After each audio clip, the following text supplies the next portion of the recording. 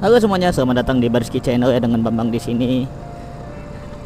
Oke, jangan lupa subscribe Barski Channel dan aktifkan lonceng notifikasinya biar gue makin semangat konten lagi ya guys. Nah, nah jadi gue tadi mau nyoba ngerekam pakai GoPro di depan. Cuman ternyata ini udah, karena ini kan gue nutupin bodi yang pecah ya. Nah, ternyata pecahnya tuh bodi depan yang pecah nih tambah panjang dan ini udah nggak kuat lagi gitu. Daripada gua paksain nanti malah jatuh di jalan, mana itu kamera orang lagi.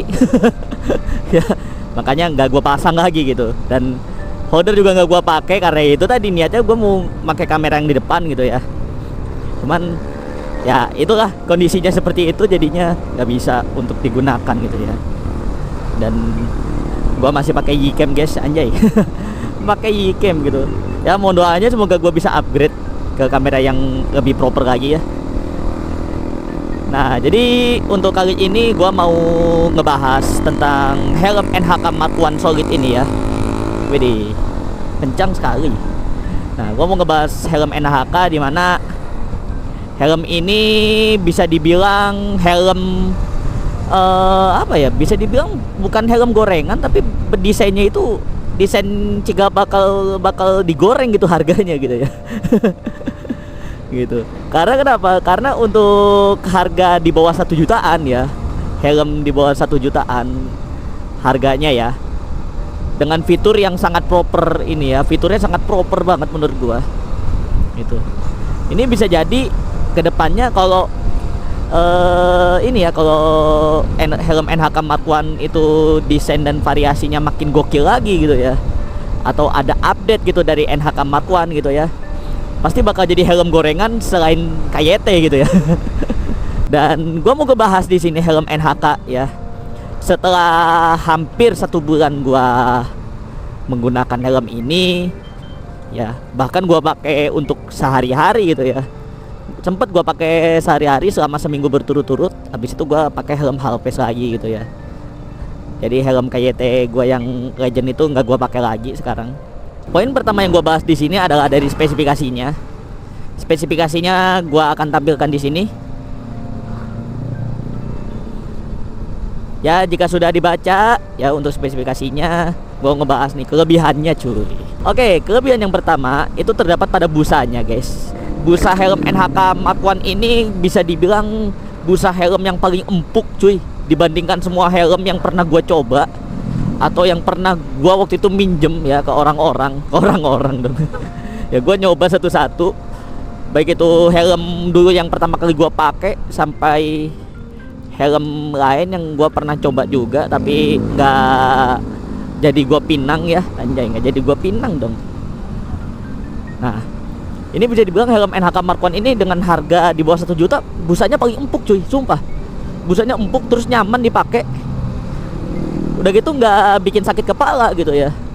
Dengan bobot kurang lebih hampir 1500 gram ini ya. Gua kenapa menyebutnya 1500 gram? Karena udah terpasang kamera dan intercom guys. Nah, intercom NJS V4 udah terpasang, dengan kamera Ycam gua di depan juga udah terpasang ya. Kurang lebih bobotnya kalau dibuletin ya bisa mencapai 1500 gram gitu ya, kurang lebih ya bobotnya.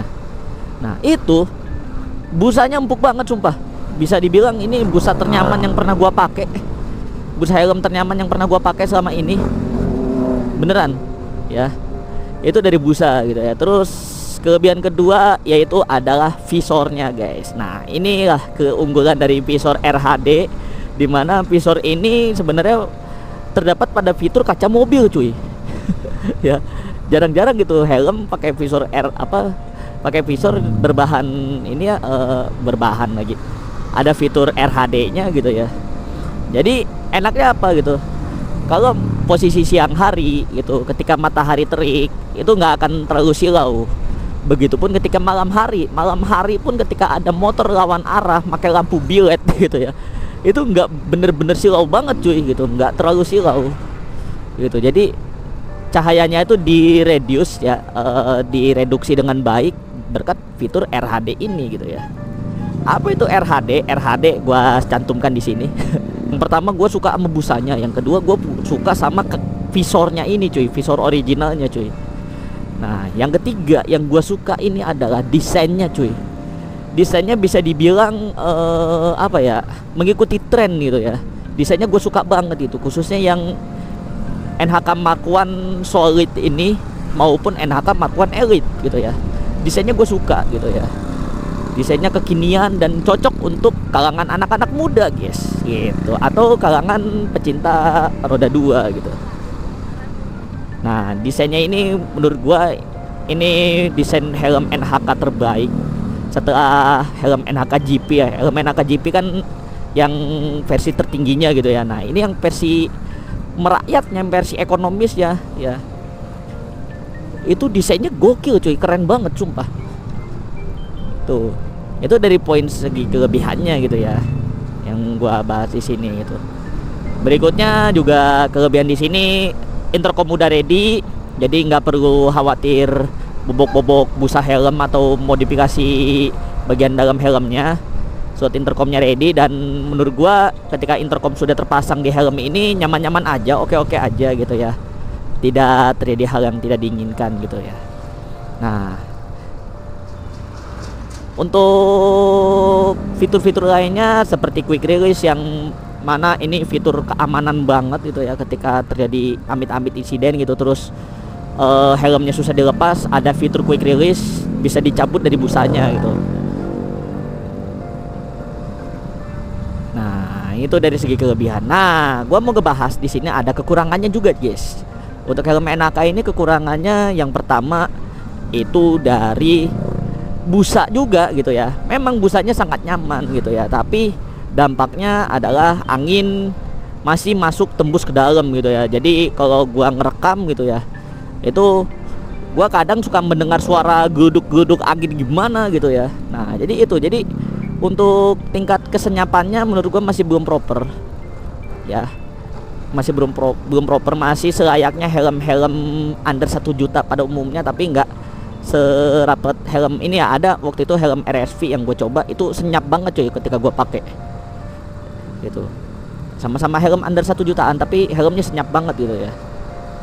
Nah, itu jadi kalau untuk busanya, untuk mengatasi angin gelebar-gelebernya itu, saran gue bisa dimodifikasi bagian busanya, khususnya di bagian kuping ya.